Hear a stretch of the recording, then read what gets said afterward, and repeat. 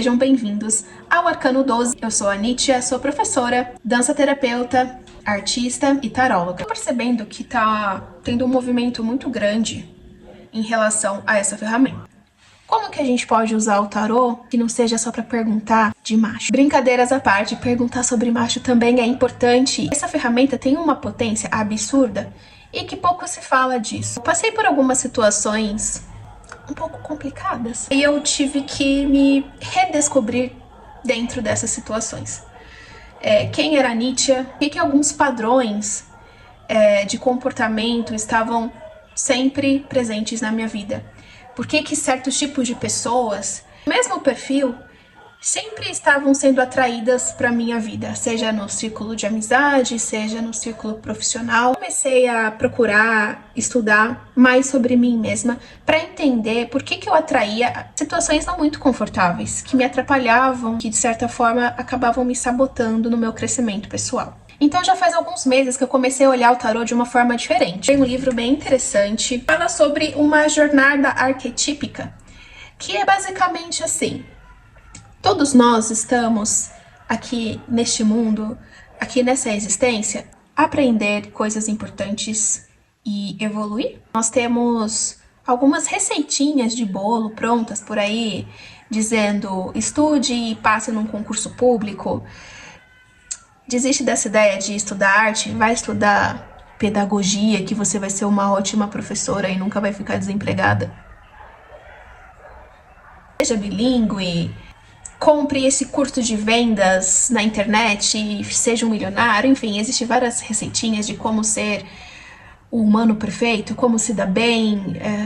E sinceramente, essas receitinhas não funcionam para todos. Logo eu, né, que sempre fui uma criança meio esquisita, e talvez uma adulta também um pouco esquisita. Esquisita para os padrões atuais da sociedade, corrigindo. Entender por que eu não conseguia, de fato, seguir o mesmo caminho que aquela minha colega lá do ensino médio seguiu e deu certo. Ela foi lá, estudou direito e passou num concurso público, tem um bom salário, consegue viajar e comprar um apartamento. Tá tudo bem sobre isso, mas eu honestamente, além de não conseguir seguir os mesmos passos, tentando, mas me frustrando no caminho, também não era algo que me fazia muito sentido. Quando você tem esse tipo de personalidade um pouco destoante do padrão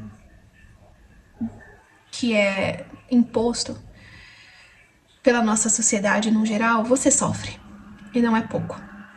Sofre porque tudo que você gosta é estranho, a forma que você se veste é julgada, o seu posicionamento diante das situações pode ser diferente da maioria e isso incomoda. Muitas portas são fechadas na sua cara. Eu fiquei muito perdida nesse processo entre ser o que desde criança eu sabia o que eu era ou tentar sobreviver no mundo.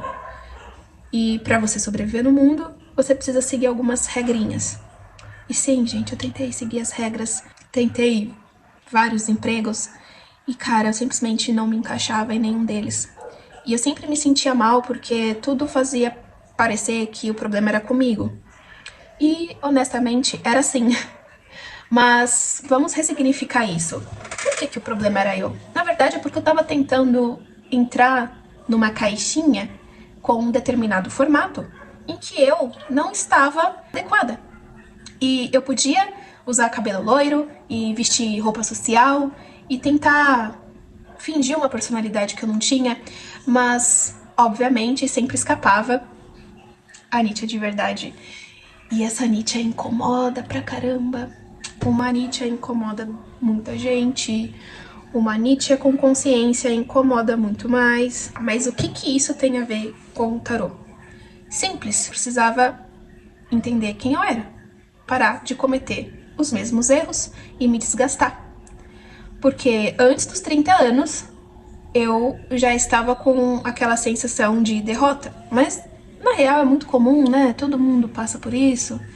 E, honestamente, eu acho até um pouco normal ficar um pouco perdido sobre a sua própria vida, até porque você ainda tá no processo de construção. E é aí que o tarô entra. Esse livro, ele vai unir os conceitos do tarô com a psicologia. Porém, a psicologia junguiana, ela tem uma abordagem um pouco mais metafísica do que exatamente a linguagem freudiana. Quando eu comecei a fazer terapia, eu comecei a traçar alguns paralelos e ver o quanto a minha pessoa era dividida entre luz e sombra. Um dos meus filmes favoritos, inclusive, é Cisne Negro, e isso fica bem evidente na personagem quando ela precisa interpretar a Odile, sendo que a Odile, no caso o Cisne Negro, tem uma outra energia, diferente do que ela tá acostumada, que é a Odete, a Cisne Branco. Parando pra pensar, eu sempre tive esse confronto interno. Me conectava um pouco com essa dinâmica da Nina, de ter duas em uma. Continuei estudando, eu percebi o quanto que haviam coisas guardadas lá no meu subconsciente e o quanto elas estavam, de certa forma, interferindo na minha vida. O vídeo já tá ficando um pouco comprido. Esse tema, ao mesmo tempo que ele é muito gostoso de conversar sobre e estudar, ele precisa ser abordado com um pouco mais de atenção.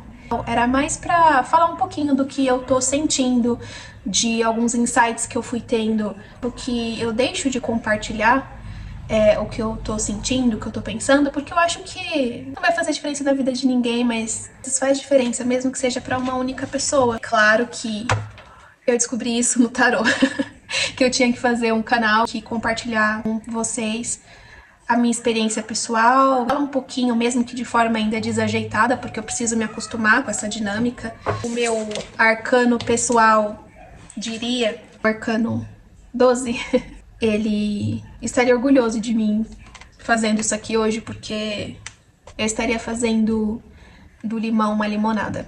Ou seja, compartilhando algumas experiências, até mesmo que dolorosas, mas extraindo delas algum significado que não seja só o sofrimento. Não tô aqui como detentora de nenhum saber, eu só queria realmente fazer essa pergunta pra vocês, porque muitas das vezes a gente tem medo de fazer uma leitura de tarô, uma leitura oracular, com medo do que vai aparecer, mas é justamente as coisas que nos dão medo são interessantes da gente investigar. Pode ser que lá naquele quartinho escuro dentro de você que mora a resposta para tudo que anda dando um pouco errado na sua vida, e você sabe, a responsabilidade não tá envolvendo nada e nem ninguém além de você mesmo. Eu espero que no próximo vídeo eu consiga estruturar um pouquinho melhor a forma de trazer essa questão da importância de somar a ferramenta do tarô e a psicologia, e talvez um golinho de filosofia e arte. Disso que eu sou feita. E eu queria saber se há mais pessoas aí com esses elementos na sua receitinha pessoal. Fico por aqui, foi um prazer estar com vocês. Até a próxima. Tchau!